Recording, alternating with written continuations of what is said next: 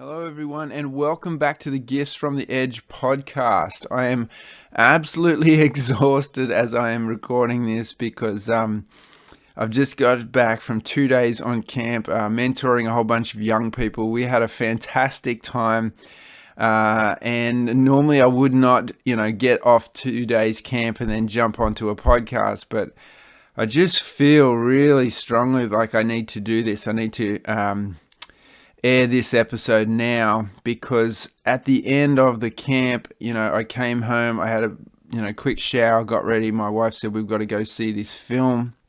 I didn't know much about the film. It's called Sounds of Freedom, and coming out from it, I just sort of felt somewhat stunned about the content that's in the film. I'll talk a little bit more about that in a minute.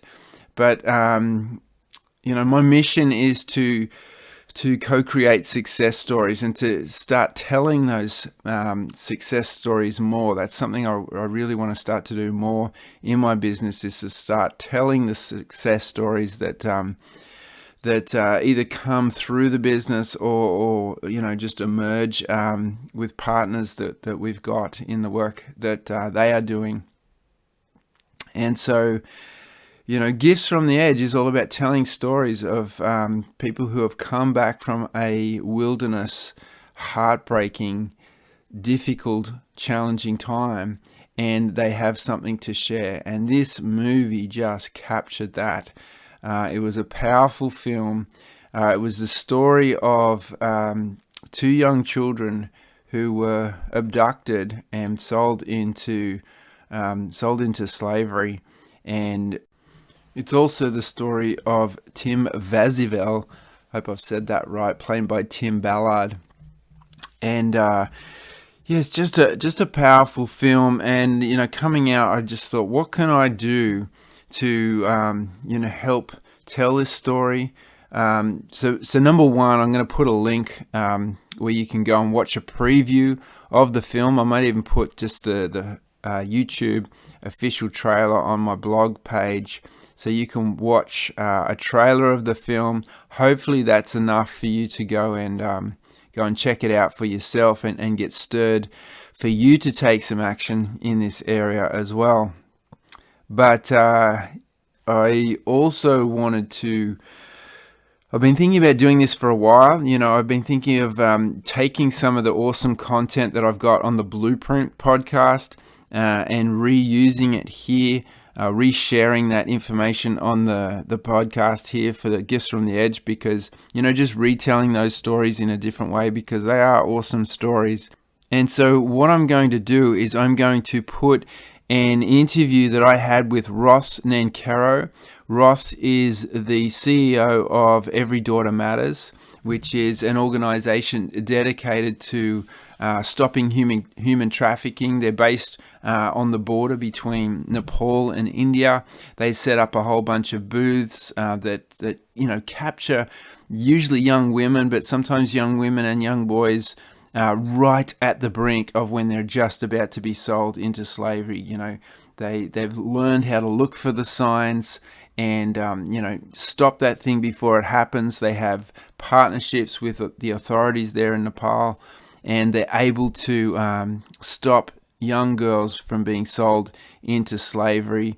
They're also doing some amazing work, training the church there in Nepal, bringing hope to hundreds and thousands of people there. So I thought that I would share the interview with Ross, and I'm going to put a link for you to connect with Every Daughter Matters. If you watch this film and you're looking for a way to do something powerful, to change the lives for hundreds, possibly thousands of young girls, and stopping this rife, when you watch the film, you will see just how bad it is, this rife problem that we have in the world of slavery. There's a phrase that pops up at the end of the film that says there is more people being sold into slavery right now in our world than ever before in human history, including when slavery was legal. So, we've got to do something. We've got to change this. And so, I'm just going on a whim here, just going on an impulse to share this message from Ross. And I hope that you enjoy it as much as I enjoyed connecting with Ross. I've connected with Ross a number of times since then. He's been a mentor to me. He features in my book. Particularly in the romance chapter, because he helped to coach us through some tough times. He's just an awesome guy, and so I really want to share his message with you, but also give you the opportunity to see the powerful work that him and his team are doing, and give you the opportunity to get behind them. So let's hear from Ross.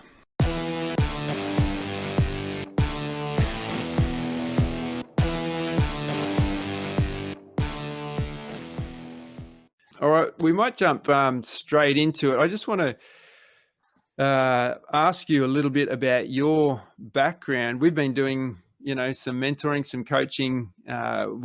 You've been mentoring Sophia and I, and it's been fantastic to be in that relationship. I feel very blessed to be in that relationship with you. But I'd like to know a little bit more about your background, like how you got started in the work that you're doing, how you got started with Every Daughter Matters. Can you just sort of give us a bit of a background on that? Yeah, sure.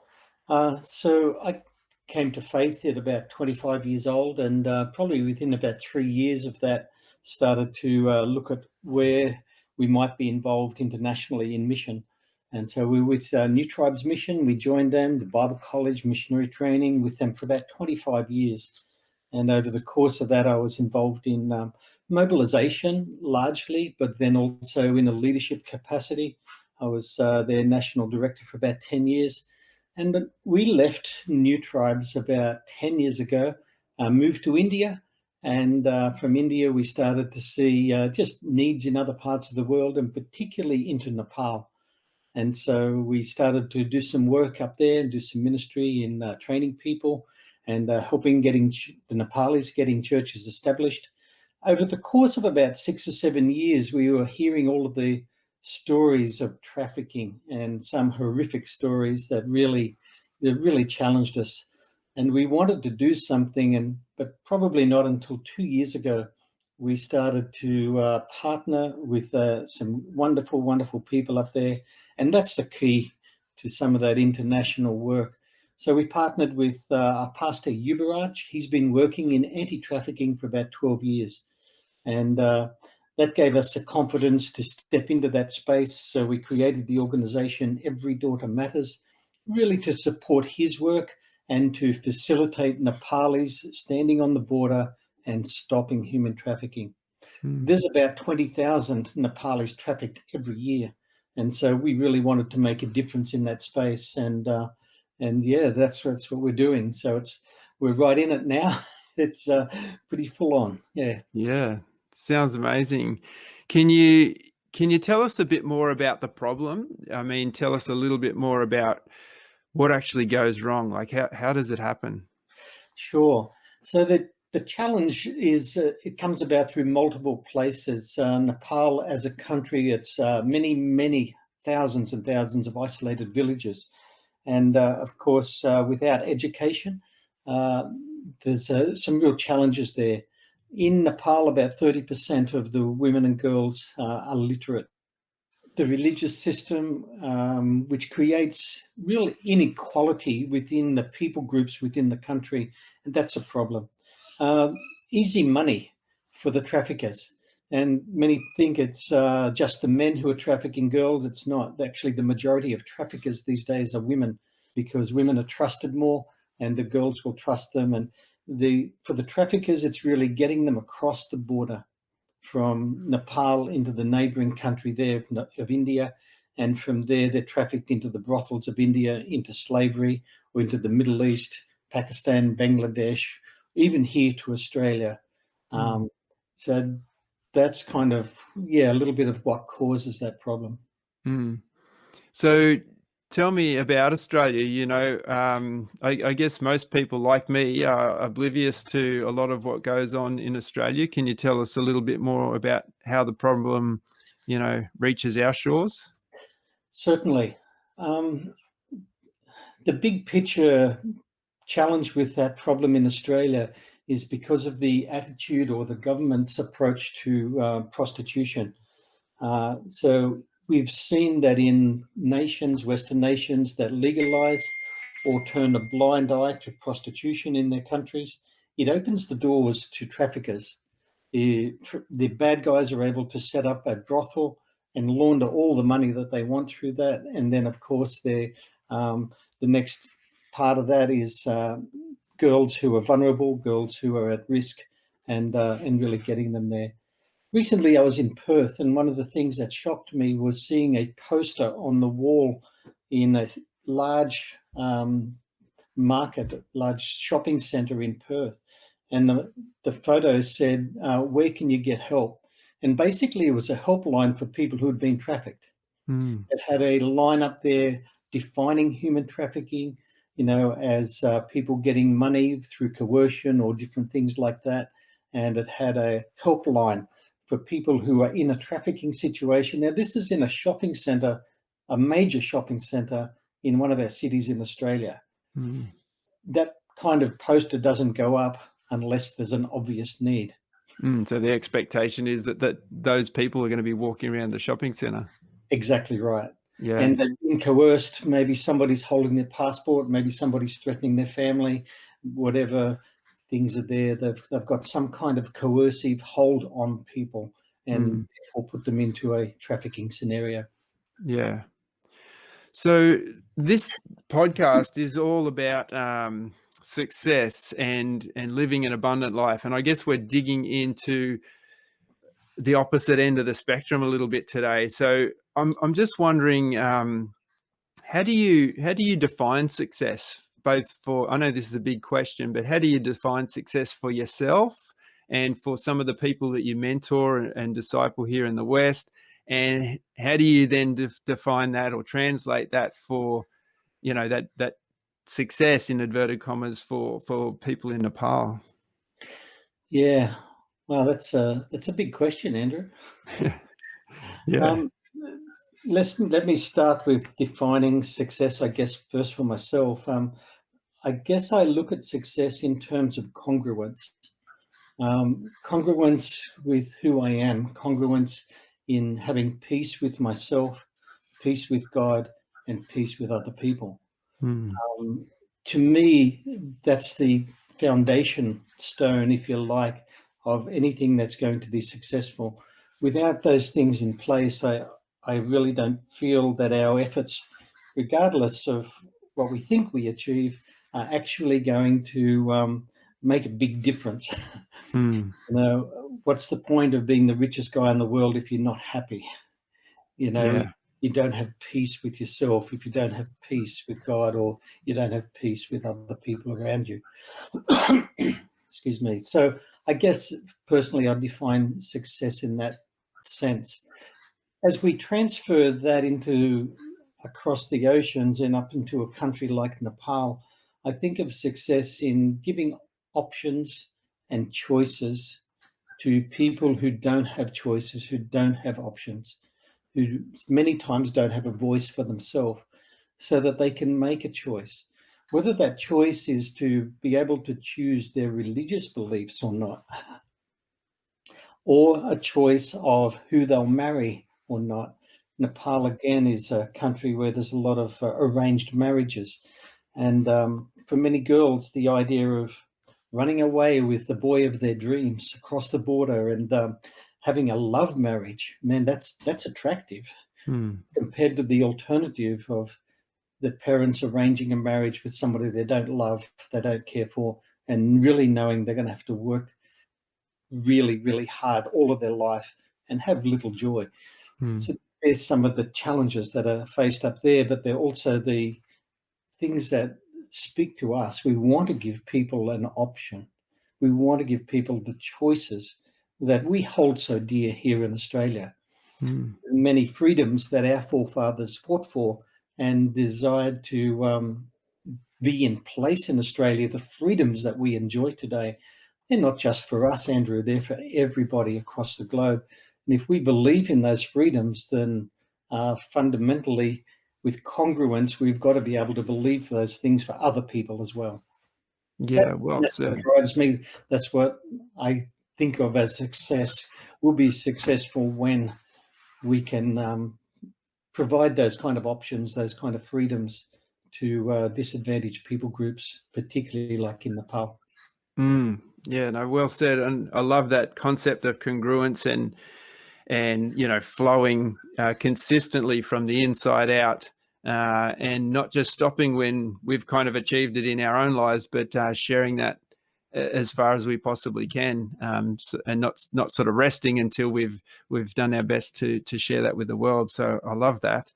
That sort of brings us to the other aspect of what we talk about here on the Blueprint, which is education. How do we expand this this abundant living? How do we share it to other people? Can you tell me a bit about the strategy for Every Daughter Matters? Like, what's your approach? How do you make a difference there? Certainly. So we establish people having a presence in the travel centres, that is the bus parks along the border of Nepal. So we put booths in the bus centres, the bus parks, and put trained counsellors within those booths. A booth is simply a location that can be recognised as people who are standing against trafficking. Our counsellors then have access to the buses that are going through on their way to India. We connect in with the local police, the local government, local business owners and things like that. And our counsellors will literally get on the buses as before they're about to pull out and cross the border. And they'll spot potential or vulnerable girls and women there and start a conversation. They're trained and they know what to pick up very quickly. And if they think somebody's in a trafficking scenario, they can quickly tell that and start to inform them. Are you aware that you're perhaps being about to be trafficked and sold into slavery or prostitution? An obvious question there is, who are you traveling with? And they point to a guy or a woman over here, and then she gets up and runs away. Well, it's a pretty obvious scenario. Alarm bells right there. They're not always that obvious. So from there, the girls are able to, if they're not able to go back to their family for whatever reason, we've got emergency shelters and there's emergency accommodation where we continue that education and the training and bringing awareness of human trafficking and the various aspects of that. Some of the girls are then able to be reconciled back to families, some are not. Some are handed on to the police for further investigation and prosecution in anti-trafficking. And then for a number of the girls, we provide a safe home environment, which is longer-term accommodation, 4 to 6 months. And we put together, in fact, I've just been working this week on a whole course that our guys are putting together to train the girls in their identity of who they are, in understanding their legal rights, in understanding some of the options that they have. And then along the way, we train them, skill training, areas of sewing, it might be screen printing or something else. And then we seek to set up micro enterprise projects and set up the potential, those girls with maybe a sewing machine, where they're able to set up their own business and break the poverty cycle and really make a difference back into their communities. But all of that is education. It's taking girls who really don't know their value. They certainly don't know their value and their worth before God. So speaking about their identity in that perspective is a big part of that training. Giving them education in regard to their human rights, regardless of what rights they have or have not had in the past. They do have an intrinsic human right. And we really want to emphasize that for these girls and give them a sense of dignity, give them a sense of hope that they can actually make their own choices in life and have options in life. Many of them have come from scenarios where they don't have options, they don't have choices. They feel trapped into an environment where they've got few options at all. Yeah, that's so good. It's amazing to be able to offer that, that level of freedom that we just take for granted here. So that's so special. I know that as an organization that you've recently achieved tax-deductible gift recipient status. Is that how That's you say it? Yeah, that's correct. Yeah. So Yeah, particularly for that area of Every Daughter Matters. yeah. But we also have great needs in terms of, training more counsellors and putting more people along that border. Hmm. Actually, I'd like to set up a wall, Andrew, right along that 1,700 kilometre of open border. That'd Yeah, be good. But without a wall, we'll just try and put more counsellors along there and more locations and a presence to interrupt evil and to, stop trafficking. yeah. Awesome. So, guys, if you're listening to this and it's striking a chord with you, it's hitting home that this is something that you would like to do something more about. If it's stirring that aspect of congruence that Ross spoke about earlier, and you feel that this is something that you want to be a part of, Ross, how can people find out more about what you guys do and, get involved either through tax deductible donations or, some other way? Yeah, thank you. The easiest way is to go to our website, www.everydaughtermatters.org.au. We've also got a Facebook presence and Instagram and all of that. But the website is probably the most straightforward way to get involved, and you can make donations through there to either the COVID appeal or to any of the work of Every Daughter Matters to stop human trafficking in Nepal. And there you have it, one of my favorite episodes from the Blueprint with one of my favorite people, Ross Nancaro. He's a mentor who has made a big difference in our lives. He's also obviously making a big difference with the work that he's doing over in Nepal with Every Daughter Matters. And I hope you enjoyed that interview. And just like any other coaching session with me, there's a call to action. There's something that I would like you to do. Two things, actually.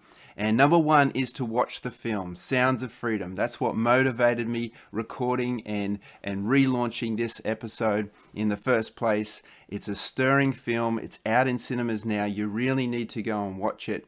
As they say at the end of the film, seeing it in a cinema is a different experience to watching it at home. You're watching it as a community, and I think get stirred as a community to do something about the challenges that are out there. And number two is to click on the link below on my blog where we have a link to Every Daughter Matters. You can have a look at the most recent stuff, the amazing work that they are doing. That interview with Ross was recorded a couple of years ago, so they've gone even further since then. You can sign up for their newsletter, which I'm a subscriber to, and they send all sorts of information about what's going on, the difference that is being made. And if you're impacted by what you see there, you can become a partner with them, become a person who makes a difference in the lives of young people over there in Nepal. Thank you so much for listening to this episode. Make sure you go and do those 2 action steps right now. Bye for now.